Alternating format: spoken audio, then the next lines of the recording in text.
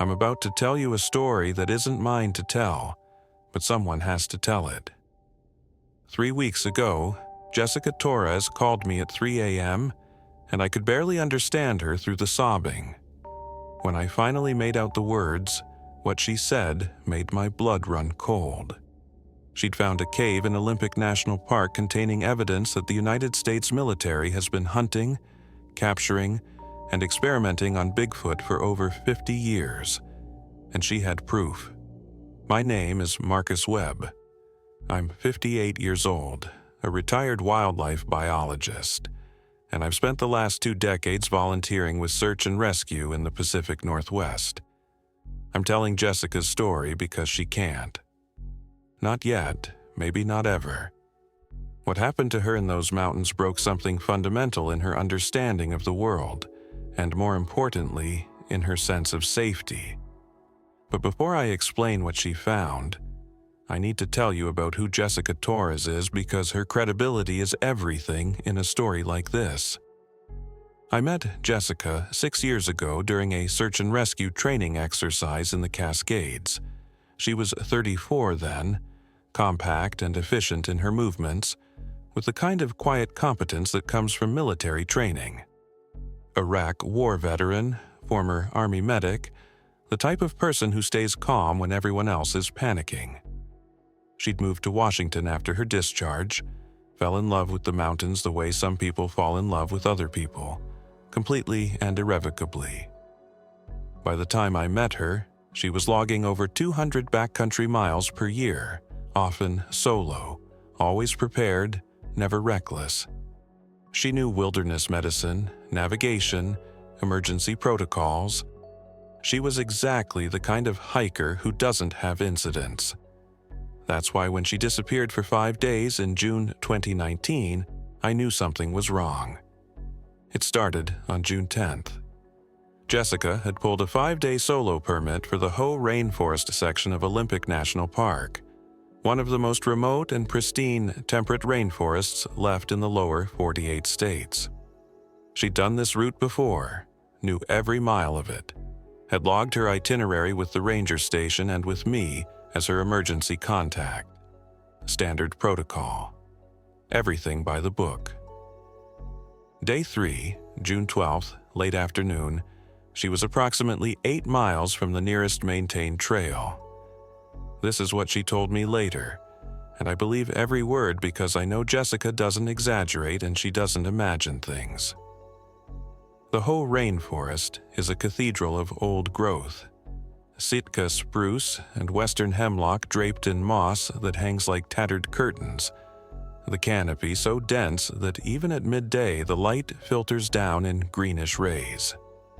The air smells of decomposition and life happening simultaneously. That rich, loamy scent of a forest that's been growing undisturbed for thousands of years. Jessica noticed the silence first. That's what her training taught her to pay attention to. The absence of normal sounds.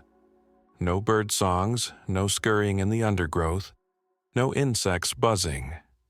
Just an eerie, pressing quiet that made the air feel heavier. She was following a game trail, documenting elk sign for the Park Service when she heard it. A sound that made every hair on her neck stand up. High-pitched, distressed, unmistakably a cry of pain or fear. Not human, but not quite animal either. Something in between that registered in her brain as wrong on every level. She stopped walking, hand instinctively moving to the bear spray on her hip. The cry came again, maybe 200 yards ahead and to the left, beyond a thick stand of salal bushes and young firs. Jessica told me later that she stood there for a full minute, running through scenarios. Her training said, don't investigate unknown sounds alone. Protocol said document the location and report it when you reach your next checkpoint. Common sense said turn around. But Jessica was also an Army medic, and that cry sounded like a child in distress. She couldn't walk away from that sound, even if every rational part of her brain was screaming that something wasn't right. She pulled out her phone, started her voice recorder, and began documenting everything: time, location, weather conditions, the sound itself. Creating evidence, though she didn't consciously know why yet. She moved through the undergrowth carefully, following the cries. The vegetation showed signs of disturbance: broken branches, trampled ferns. Something had moved through here recently. The crying grew louder, more desperate, and then suddenly stopped. That silence was worse than the sound had been. Jessica pushed through a final curtain of salal and froze. In a small clearing, partially hidden in the shadow of a massive, fallen cedar, was something that shouldn't exist. It was approximately 18 inches tall, covered in reddish-brown fur that was matted with dirt and what looked like blood.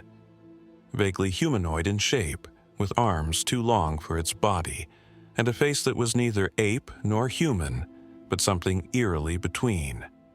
A child, an infant, a creature from legends and campfire stories, and blurry photographs that serious scientists dismissed as hoaxes. It was looking directly at her with dark, intelligent, terrified eyes. Jessica's brain tried desperately to rationalize what she was seeing. A baby gorilla escaped from a zoo. An elaborate costume, someone's sick joke. But the blood was real, pooling from a deep gash on its left leg. The fear in its eyes was real. The labored breathing was real. And when it made another sound, a soft whimpering that bypassed every logical thought and went straight to her protective instincts, Jessica knew with absolute certainty that this was a living, suffering creature that needed help. She didn't know it then, but what she did next would lead her to discover something that explained decades of missing person reports, unexplained military helicopter activity in national forests, and why certain areas of our wilderness are permanently closed to the public with no official explanation.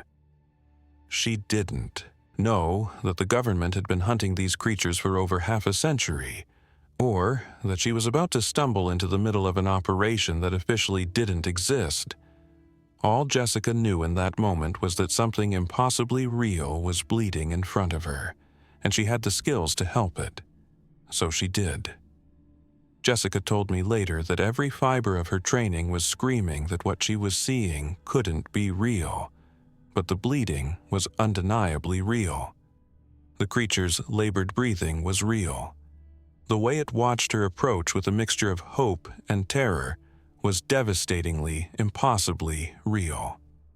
She moved slowly, pulling her medical kit from her pack, speaking in the soft, steady voice she'd used with wounded soldiers in Fallujah. The same tone that said, "I'm here to help, not hurt." The infant didn't flee. It was too exhausted, too injured, too desperate. Jessica knelt about 6 feet away, giving it space, and began her assessment with the clinical detachment that had kept her functional in combat zones. The creature was approximately 30 to 35 pounds based on her visual estimate, with 5 distinct toes on each foot and hands that showed clear opposable thumbs. The facial structure was wrong for any known primate. The brow ridge too pronounced, the nose too flat and broad, the lips more human than ape, but not quite either. The wound on its leg was clean and deep, a straight laceration roughly 4 inches long that looked disturbingly like it had been made by something sharp and manufactured, not clawed or bitten. She opened her medical kit, pulling out sterile water, gauze, and antibiotic ointment. The infant watched her hands with laser focus, intelligent enough to understand that she was preparing to do something but not sure if it would hurt. Jessica showed it each item before using it, the way she might with a frightened child. Clean water first, gentle pressure to irrigate the wound. The creature flinched but didn't pull away, just gripped the moss beneath it with those 2 human hands and endured. The bleeding wasn't as bad as it had looked initially. No arterial involvement, no signs of infection yet, though another day untreated in this environment would have changed that. Jessica applied antibiotic ointment with careful fingers, noting how the infant's fur was softer than she'd expected, almost downy in places. She wrapped the leg with a pressure bandage from her kit, securing it firmly but not too tight, checking for circulation. The infant allowed all of it, making soft vocalizations that reminded Jessica uncomfortably of the sounds her own children had made as babies when they were hurt and confused. She offered water from her bottle, holding it to the creature's lips. It drank desperately, small throat working, and Jessica realized it was severely dehydrated. She let it drink half the bottle before pulling it away, not wanting it to make itself sick. Then she dug through her pack for food, pulling out trail mix. The infant sniffed cautiously at the offering, selected the peanuts and dried cranberries with surprising delicacy, and ate them with obvious hunger. Jessica tried photographing it with her phone, thinking about documentation, about proof, but the camera wouldn't focus properly. Every image came out blurred or distorted, as if something about the creature interfered with the lens. She tried 3 times before giving up, a detail that would make sense much later when she learned about the military's electronic countermeasures in the area. During the treatment, the infant had gripped her finger with one small hand, the strength surprising for something so young. It looked at her with eyes that held far too much awareness, too much intelligence to be simple animal fear. This was a thinking being, Jessica realized with a jolt that felt like ice water down her spine. A person in a body that shouldn't exist, looking at her with what could only be described as heartbreaking trust. The infant kept looking toward the northeast, making soft calling sounds between bites of trail mix. Searching for family, Jessica understood, calling for help that hadn't come. She made a decision that would change everything. "I'll help you find them," she said aloud, knowing the creature couldn't understand her words but hoping it would understand her tone. They began moving together, the infant limping but mobile, Jessica supporting it when the terrain grew rough. She noticed things as they walked, details that made her stomach tighten with unease. The ground was disturbed in unnatural patterns, vegetation trampled by something much larger than the infant. Broken branches at heights that suggested creatures over 8 feet tall had pushed through. And then she found something that made her blood run cold. Embedded in a tree trunk at roughly chest height was a bright orange dart, medical grade, with a metal stabilizer tail. Jessica recognized it immediately from her military training. A tranquilizer dart, the type used for large animal capture. She pulled it free carefully, noting the gauge of the needle, the pharmaceutical residue still visible in the syringe chamber. This wasn't wildlife management equipment. This was military-grade sedation hardware, the kind that required specialized training and authorization to use. She looked around more carefully now, her mind shifting from medic mode to combat awareness. Boot prints in the soft earth, size 11 or 12, treaded patterns she recognized as tactical footwear. ATV tracks cutting through areas where no vehicles should be, where park regulations explicitly forbade motorized equipment. Signs of a recent, organized presence. People who knew how to move through wilderness, who had the equipment and authorization to operate in restricted areas. The infant had become agitated, making frightened sounds, pulling against Jessica's hand. It was afraid of something ahead, something it recognized. And then Jessica heard it too. A sound that didn't belong in the deep forest. Low, mechanical, rhythmic. The distinctive whump, whump, whump of helicopter rotors, flying low, much lower than park tour flights were allowed. The sound grew louder, closer, moving in a methodical pattern she recognized. Grid search. She had maybe 12 minutes to hide a creature that shouldn't exist from people who were very clearly looking for it. And as she pulled the infant toward a rocky outcropping she'd spotted, as the helicopter sound grew from distant threat to immediate danger, Jessica realized with dawning horror that this wasn't some random encounter. The dart, the boot prints, the systematic search pattern. This wasn't the first time someone had gone hunting in these mountains.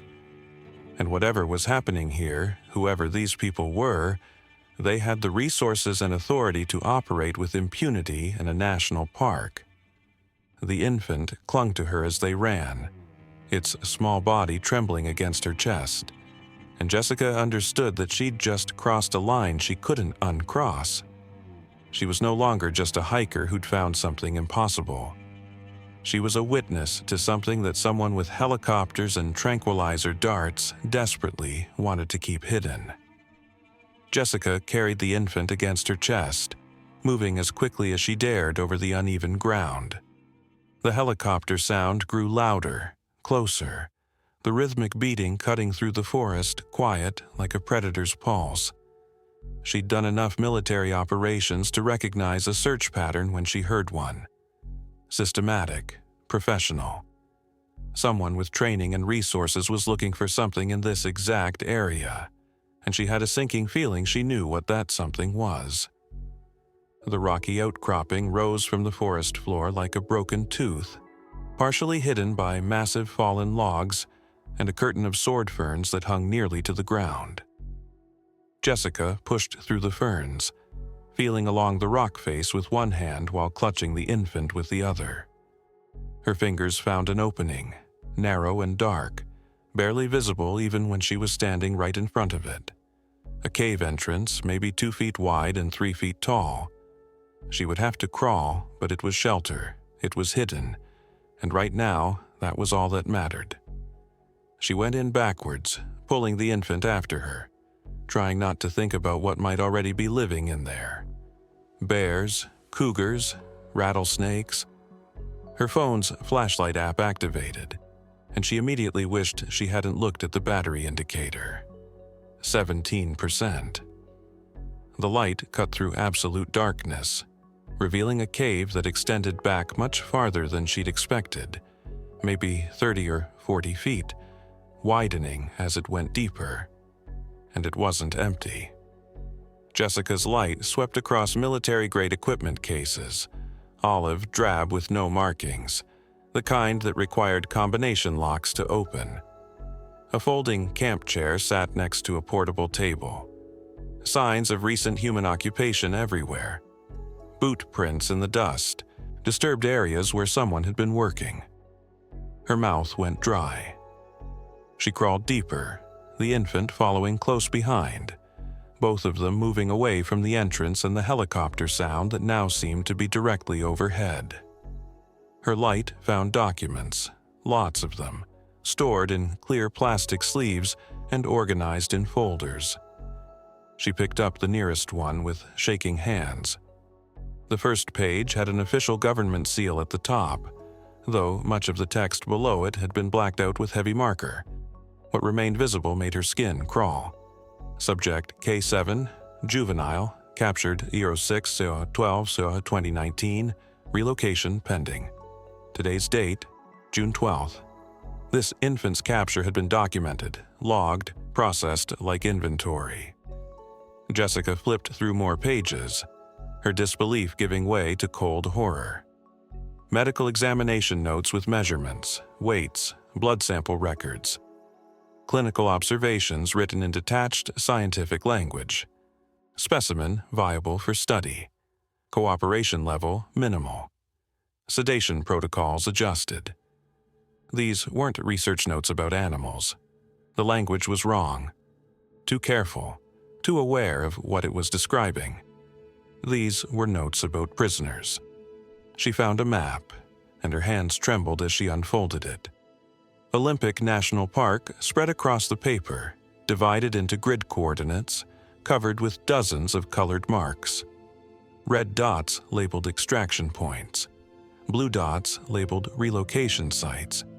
Yellow dots labeled observation stations. This wasn't random, this was systematic, organized, ongoing. Someone had been tracking and capturing these creatures across the entire park, maybe for years. The tranquilizer equipment sat in an open case near the back wall. Dart gun, vials of sedatives with chemical formulas printed on the labels, protective gloves, syringes. Everything you'd need for large animal capture, but the scale was all wrong. The doses were massive, calculated for something much bigger than any known wildlife in these mountains. Jessica found a logbook, spiral-bound, with dates going back 18 months, page after page of entries written in different handwriting, different people taking turns recording their work. Female adult K3, uncooperative, sedation increased, read one entry from March. Juvenile K9, expired during transport, read another from January.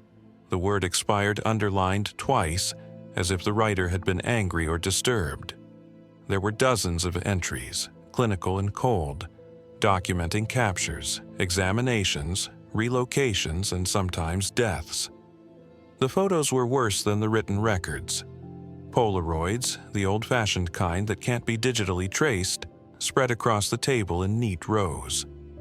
Bigfoot creatures, sedated and unconscious, being measured by people in medical scrubs. Close-ups of faces, hands, feet. Whole families arranged on tarps like specimens. Some photos showed holding areas, chain-link cages in what looked like warehouse spaces, creatures sitting hunched and defeated under fluorescent lights. The images had a bureaucratic quality that made them more disturbing, not less. This wasn't fringe conspiracy theorists or cryptid hunters. This was government work. She found official letterhead, partially visible under other documents. Department of Defense seal at the top. The visible text read, Operation Silent Forest, Cryptid Research Initiative. Below that, a mission statement in formal language. Containment and study of undocumented bipedal hominids for national security purposes. Authorization level classified, disclosure prohibited under national security protocols. The infant had crawled to the back of the cave, drawn to something Jessica hadn't noticed yet. A small pile of gathered items, carefully arranged. Soft moss formed a nest, lined with fur that had been shed and collected. Inside the nest were small wooden figures, crudely carved but recognizable. A family. Larger figures and smaller ones arranged together. Someone had made these, left them here. Another juvenile, Jessica realized with a sick feeling. Another young one had been kept in this cave, held here before being moved somewhere else. The infant curled up in the nest, exhausted, finally feeling safe in a space that smelled like its own kind. Jessica sat back against the cave wall, her mind trying to process what she was looking at. This wasn't conspiracy theory. This wasn't paranoid imagination. She was holding documented proof that the government had been hunting, capturing, and experimenting on a species the world believed didn't exist. The evidence was right here, organized and filed like any other classified project, complete with protocols and procedures and official authorization. She started photographing everything with her phone, working quickly, knowing her battery was dying. Documents, photos, equipment, the map with its damning coordinates. She took video of the cave itself, narrating quietly to establish context. Her phone battery dropped to 11%, then 9%, then 7%. Outside, the helicopter had passed, but she could hear new sounds now. Voices, radio chatter. People on foot spreading out in a search line, getting closer. Jessica looked at the sleeping infant, at the evidence surrounding her, at the narrowing window of escape. She had proof of something impossible. Documentation of crimes that officially weren't happening because the victims officially didn't exist. But the people who created this program were closing in, and they had authorization, equipment, and apparently no qualms about doing whatever was necessary to keep their secrets buried in these mountains. She was one witness with a dying phone and nowhere to run, protecting a creature that was already marked for capture in a logbook that treated living beings like research materials. The voices outside grew louder, more organized. Someone called out coordinates. Someone else confirmed a position. They were tightening the net, and Jessica was sitting in the center of it with evidence that could destroy careers, expose programs, and force the world to confront an impossible truth. If she could get out alive. Jessica knew she was trapped. Voices carried through the forest outside, close enough that she could make out individual words through the cave entrance. Grid positions, coordinate checks, someone asking about thermal imaging. The infant had fallen asleep curled in that heartbreaking nest of moss and fur, exhausted and finally feeling safe. She couldn't risk moving, couldn't risk making noise. So she used the forced stillness to read everything in that cave, to understand exactly what she'd stumbled into.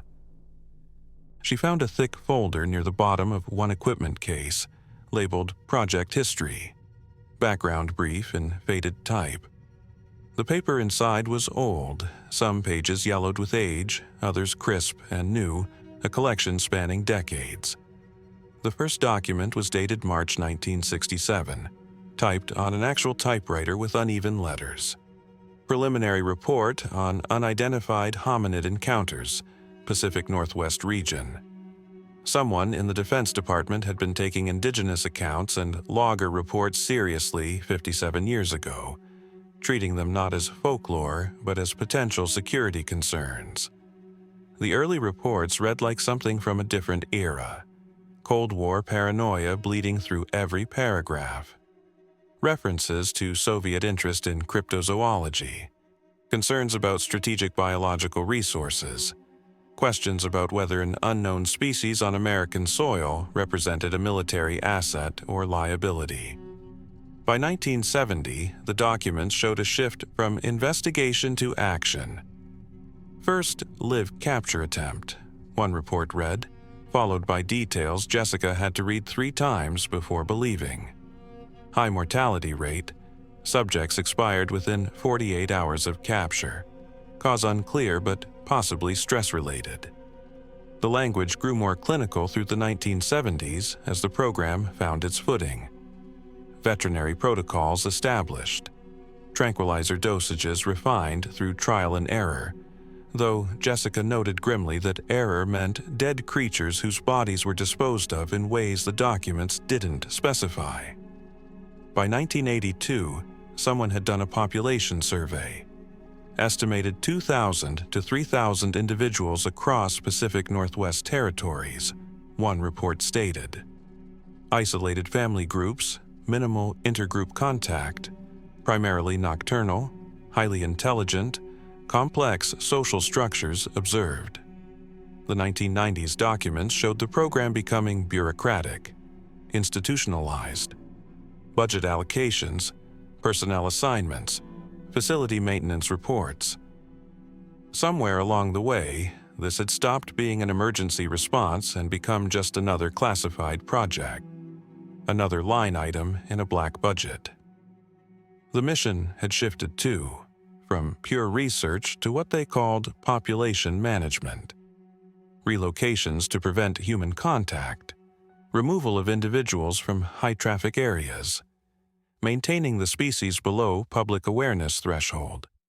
Recent years showed increased activity, more captures logged as human expansion pushed into remote areas. The documents were frank about methods and outcomes in ways that made Jessica's hands shake. Non-viable subjects, one memo from 2016 stated, are to be euthanized humanely and remains disposed of according to Protocol 7B. She didn't want to know what Protocol 7B entailed, but her mind filled in the blanks anyway. Personal accounts from program members were scattered through the files, handwritten notes clipped to official reports. A handler's observation from 2017 stood out. Subject M12 refuses all food, severe depression observed, died 6 days post-capture. Cause of death listed as failure to thrive, but that's not what this was. This was grief. A veterinarian's log from 2018 was worse. Separated juveniles showing extreme distress. Vocalization patterns suggest mourning behavior. Evidence of family bonding structures much stronger than initially assessed. Possible implications for capture protocols need review. But the review never happened, or, if it did, the recommendations were ignored. A researcher's memo from 2015 requested a full program evaluation, arguing that the creatures showed signs of intelligence that might qualify them for personhood protections under existing law. Tool use documented. Cultural transmission between generations observed. Complex communication system that exceeds any known primate species. The response memo was clipped directly below it, signed by someone whose name was redacted. Request denied. Disclosure would create legal, social, and economic disruption on a scale that poses national security concerns. Program continues under existing classification. Jessica found maps showing relocation patterns that looked more like ethnic cleansing than wildlife management. Families broken apart. Individuals moved hundreds of miles from capture sites to remote areas where they'd never find each other again. Color-coded lines tracked the systematic dismantling of social groups across the Pacific Northwest, decade by decade, as the creatures were pushed into smaller and smaller territories. The photos of the facility made her feel physically sick. Somewhere inland, the captions said, though locations were never specified. Concrete holding areas divided by chain-link fencing. Observation rooms with one-way glass. Medical examination tables with restraints. The creatures in these photos looked defeated in ways that went beyond physical captivity. Slumped postures, vacant stares, the body language of profound hopelessness. She found something that looked different from the official documents. A handwritten letter on plain paper, stuffed between pages as if someone had hidden it there. The handwriting was shaky, urgent. "I can't be part of this anymore," it began. "We're destroying them. Their family structures are complex, they mourn, they remember, they teach their young. We've separated mothers from children, mates from each other. The mortality rate in captivity is 40%. This isn't conservation, it's genocide with a security clearance." The letter was unsigned, dated 8 months earlier. It had never been sent, never been delivered. Whoever wrote it had probably been silenced or threatened into continued compliance. Jessica thought about every missing person case she'd heard about in national forests. Every unexplained disappearance that never got solved. How many of those people had seen something they weren't supposed to see? How many witnesses had been disappeared or discredited to protect this program? The files didn't say, but the implications hung heavy in the stale cave air. She looked at the infant sleeping trustingly against her leg and understood the full scope of what she was protecting.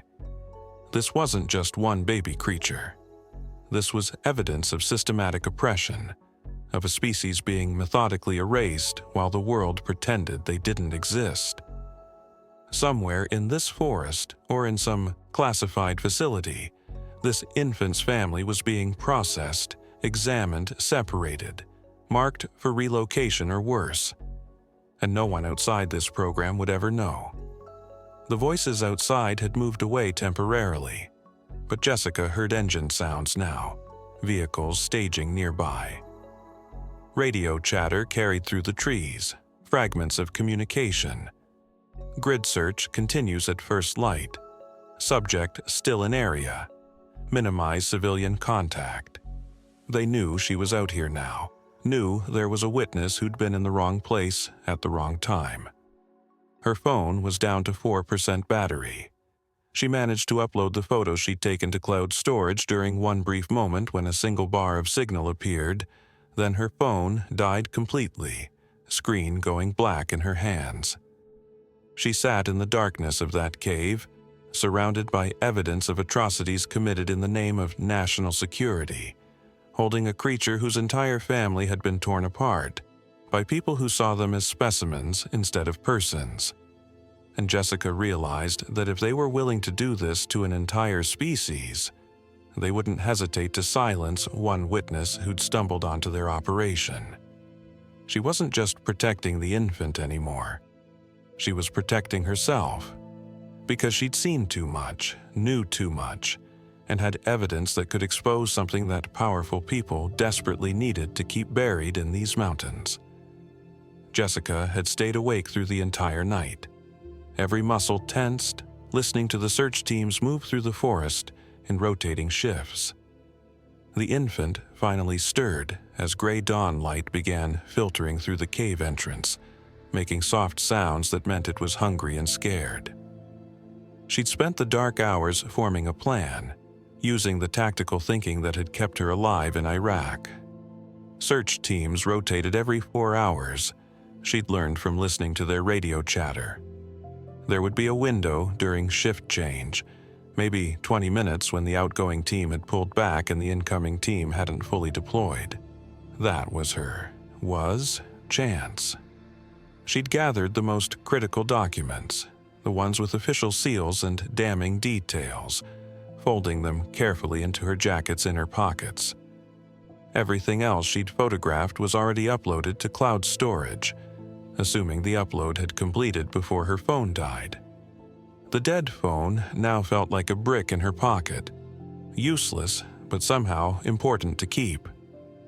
She wrapped the infant in her emergency space blanket, whispering reassurances she wasn't sure either of them believed. The shift change came at dawn, and Jessica moved. She emerged from the cave in the early morning fog, the June marine layer so thick she could barely see 15 feet ahead. Perfect cover. Her compass guided her toward a drainage system she'd marked on her mental map, a route that would eventually lead to a ranger station 6 miles northwest. The infant clung to her back, arms around her neck, surprisingly quiet, as if it understood the need for silence. They'd been moving for maybe 15 minutes, Jessica picking her way carefully through wet ferns and over moss-covered logs, when the infant suddenly went rigid against her back. It made a soft calling sound, tentative and hopeful, and from somewhere ahead in the fog came an answer, deep, resonant, unmistakably adult. Jessica's heart seized in her chest. The figure that emerged from the mist was massive, easily 8.5 feet tall, covered in dark, reddish-brown fur that was matted and dirty. Female, Jessica assessed immediately, reading the build and facial features with the same clinical eye she'd used on the infant. But there was nothing clinical about the desperation in that creature's movements. The way she was frantically searching, calling out in sounds that needed no translation. A mother looking for her child. The infant cried out, a sound of pure relief and joy, reaching toward the adult with both arms. The mother rushed forward, but stopped short when she saw Jessica. For one terrible moment, they stared at each other across 10 feet of foggy forest floor. Jessica standing between a mother and her child, the most dangerous position in nature. Every predator instinct in that creature's eyes, every protective impulse, focused entirely on the human holding her baby. Jessica knelt slowly, fighting every survival instinct that screamed at her to run. She placed the infant gently on the ground, unwrapping the space blanket, and backed away with her hands clearly visible and empty. "I helped her," Jessica said quietly, knowing the words meant nothing but hoping the tone meant everything. She was hurt. She's okay now. The infant limped toward its mother on the bandaged leg, making rapid vocalizations that sounded almost like explanation, like a child trying to tell a parent what happened. The mother scooped up her baby with hands that were impossibly gentle despite their size, examining the injury, touching the bandage Jessica had applied. She looked at Jessica with an expression that transcended species, gratitude and terror mixed together in eyes that held far too much awareness. Jessica pointed back toward the cave, then made a searching gesture with her hands, trying to ask the question that mattered most. "Are there others? Do you have others with you?"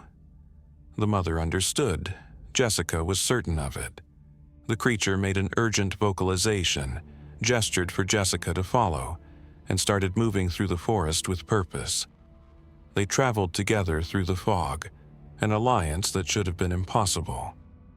10 minutes of silent movement brought them to signs of struggle, an area where vegetation was trampled in violent patterns. Tranquilizer darts littered the ground like spent shell casings. The mother became agitated, following a trail that Jessica's trained eyes could also read. Multiple large bodies dragged through undergrowth, ATV tracks cutting deep ruts in the soft earth, boot prints everywhere showing at least 6 or 7 different people had been here. The trail led to a staging area where the forest met a hidden access road. Through Jessica's binoculars, pulled from her pack with shaking hands, she could see government vehicles parked in a line. A temporary holding area had been set up, large metal crates visible in the back of trucks, and inside those crates, barely visible through ventilation slits, were shapes. Large, furry, motionless, sedated. Jessica counted 3 adults and 2 juveniles besides the infant. An entire family group, captured and processed and ready for transport. The mother beside her saw them too, and made a sound of such profound anguish that Jessica's eyes filled with tears. But armed personnel surrounded the vehicles, at least 8 people visible, all carrying weapons that Jessica recognized as tranquilizer rifles, but probably also had lethal options available. One vehicle was already being loaded for transport, engine running, crates being secured. The mother started to move forward, maternal desperation overriding caution. Jessica grabbed her arm without thinking, the first direct contact between them, feeling coarse fur and muscle like iron underneath. "No," Jessica said urgently. "They'll shoot you. There are too many." The creature turned to her, and Jessica saw herself reflected in those dark eyes. 2 mothers, Jessica's own children, were back home in Seattle, waiting for her to return from this trip. 2 females who understood on the most primal level what it meant to have family ripped away. The connection between them in that moment was so powerful it hurt. Jessica made a promise she had no idea how to keep. "I'll find where they're taking them. I'll get help. I'll bring your family back." The mother didn't want to leave, every line of her body screaming resistance, but the infant was crying, frightened by the sounds and smells of the staging area. The baby needed safety, needed food, needed its mother's full attention. Jessica gave the mother everything she had left: water bottles, all her remaining food, her emergency blanket, even her compass. The mother accepted them with hands that trembled slightly, then did something that would haunt Jessica forever. She reached out and touched Jessica's shoulder gently, deliberately, the same gesture of connection and gratitude that transcended language. Then she turned and disappeared into the fog with her infant, melting into the forest like smoke. Jessica spent the next 36 hours evading search teams, drinking from streams, eating nothing, moving through the wilderness with every bit of training and determination she possessed. By the time she reached the ranger station, stumbling out of the forest, dehydrated and exhausted and traumatized, the holding area was gone. The vehicles had vanished.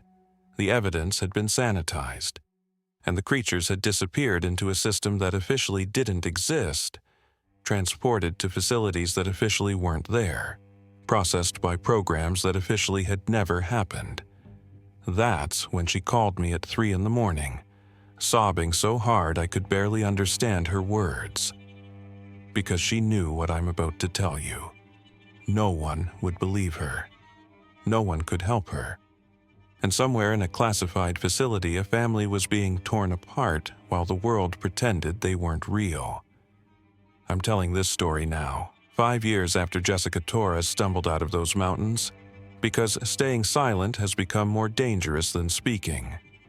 Because 3 months ago, something changed that made silence impossible. But first, you need to understand what happened to Jessica in the immediate aftermath, because her story is a warning about what happens to witnesses who see too much. When Jessica reached the ranger station on June 15, 2019, she looked like she'd been through a war. Dehydrated, exhausted, her clothes torn and filthy, hands shaking so badly she could barely hold the cup of water they gave her. She told them she'd encountered an injured hiker, which was true in a way that mattered. She didn't mention the creatures at first, some instinct warning her to be careful about what she revealed. But when she mentioned finding a cave with military equipment, when she described the staging area and the vehicles, everything changed. Within 2 hours, federal agents arrived. Not park rangers, not local law enforcement. Men in plain clothes with credentials they showed, but never left visible long enough to read carefully. Different agency, Jessica told me later, something she'd never heard of with an acronym that didn't match any government department she knew. They interviewed her for 6 straight hours, in a room at the ranger station, asking the same questions different ways, taking notes she wasn't allowed to see. They confiscated her dead phone, took her camera even though she'd shot nothing useful, asked about every detail of her route and timing. When they finally let her go, one of the agents walked her to her car. "National security matter," he'd said quietly, his tone friendly, but his eyes cold. "You saw some things you weren't supposed to see. Equipment from a classified training exercise. We appreciate your discretion." Then he'd added, almost conversationally, that Jessica had 2 children, didn't she? Ages 8 and 6? "Beautiful kids," he said. "Be a shame if anything disrupted their lives." The official report filed by the Park Service stated that Jessica Torres, experienced hiker, became disoriented due to dehydration and exhaustion, experienced some confusion about what she'd encountered. No evidence of military activity in the restricted area she described. When Jessica tried to take me back to the cave location 2 weeks later, we found nothing. The entire area had been sanitized, every piece of equipment removed, and the cave entrance had been collapsed, filled with rocks and dirt as if it had never existed. Jessica's life unraveled over the following months. Too many questions about her mental state, whispered conversations that stopped when she entered rooms, co-workers looking at her like she might snap at any moment. She lost her job at the outdoor equipment company where she'd worked for 6 years. Her marriage, already strained by her long absences in the mountains, couldn't survive the added weight of her trauma and the secrets she couldn't fully explain. The divorce was finalized by Christmas 2019. She lost custody of her kids, her ex-husband arguing successfully that she was mentally unstable, citing the incident in Olympic National Park as evidence. But Jessica didn't give up. She became obsessed with finding where they'd taken that family, spending every free moment researching classified facilities, filing Freedom of Information Act requests that were all denied with the same language. No records exist matching your request. She started connecting with other people online, witnesses who'd seen things in national forests and been silenced or discredited, patterns emerging of unexplained helicopter activity that correlated with Bigfoot sighting reports. I helped her quietly, using my credentials as a wildlife biologist to request information that wouldn't raise the same red flags. What we discovered was a network of classified military facilities in remote areas, installations that officially existed for storage or training, but had security measures far beyond what those explanations required. One facility in particular, in eastern Washington near the Hanford site, was surrounded by a no-fly zone and had security fencing visible on satellite imagery that suggested something more than a storage depot. 3 months ago, everything changed. Jessica was contacted by a man dying of pancreatic cancer, a former employee of the program who'd spent 30 years working with the creatures before his conscience finally broke him. He had documents, real ones, copied before he left the program. Internal memos describing current facilities holding over 30 creatures, discussion of breeding programs, treating them like livestock for long-term study, plans to harvest DNA for biomedical research applications.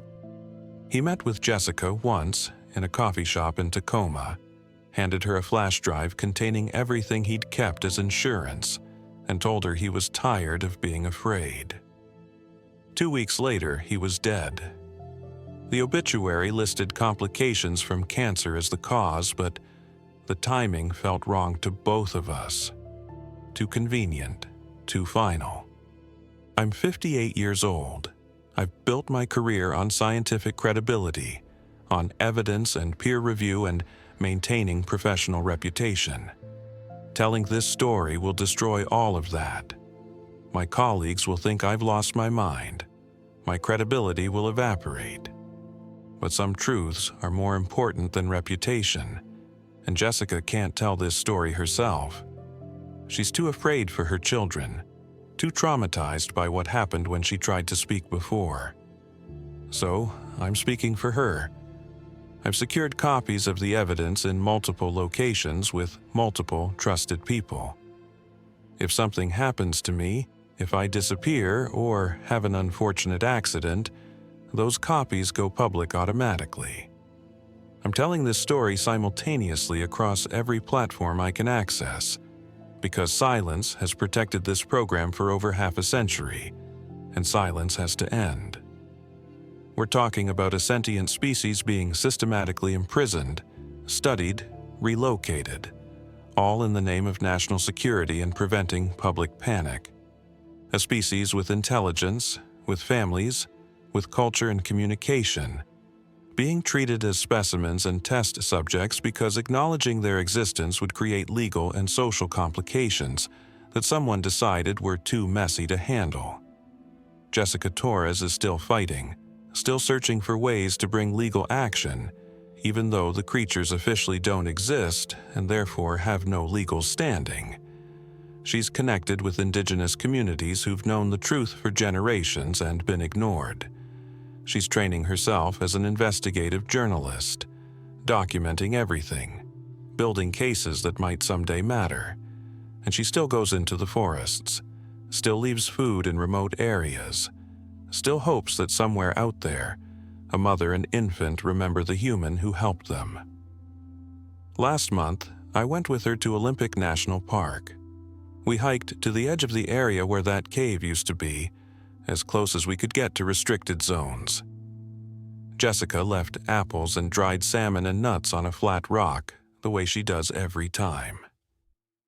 We came back the next morning. The food was gone, and in its place was a small stack of stones, deliberately arranged, unmistakably intentional. Someone had been there. Someone had taken the offering and left a message. A thank you, or maybe just an acknowledgement. We remember too. Somewhere in those mountains, or in a facility we're not supposed to know exists, families are separated. Creatures are suffering. A species is being erased while the world pretends. They don't exist because their existence is inconvenient, because it would force us to confront uncomfortable questions about what we're capable of when we decide something doesn't deserve to be acknowledged. Jessica Torres saw something in that cave that changed her life forever.